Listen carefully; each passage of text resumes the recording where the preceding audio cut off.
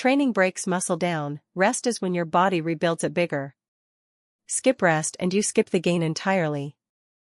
You're terrified that resting means shrinking, so you train 7 days straight, hitting the same muscles daily. Funny moment: by day 6 you're curling a can of soup with shaking arms, convinced rest is for the weak, while your sore muscles quietly stop adapting.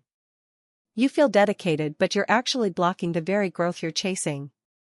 The gym is the pen, rest is the ink that writes the result.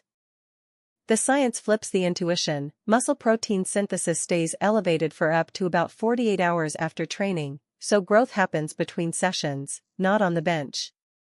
That's supercompensation. Given 48+ hours, the muscle rebounds stronger than it started, as 2026 recovery science explains.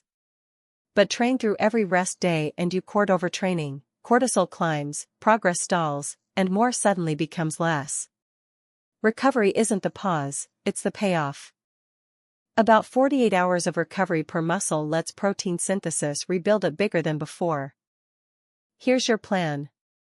Step 1. Take at least 1 or 2 full rest days each week and give every muscle about 48 hours between hits. Step 2. On rest days do light walking, stretching, or just sleep. Active recovery boosts blood flow without added strain. Step 3. If your performance drops or soreness lingers, take a deload week with lighter volume.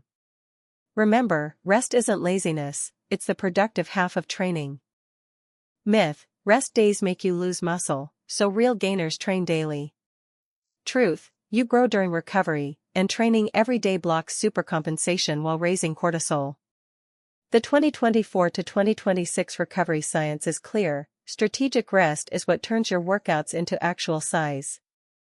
Today, growth happens between sessions, not during them. Give each muscle about 48 hours and take weekly rest days, and remember, overtraining blocks gains. This has been InfoVital. Like, subscribe, share. Tomorrow, day 23, we cover tracking your progress, the numbers that actually matter.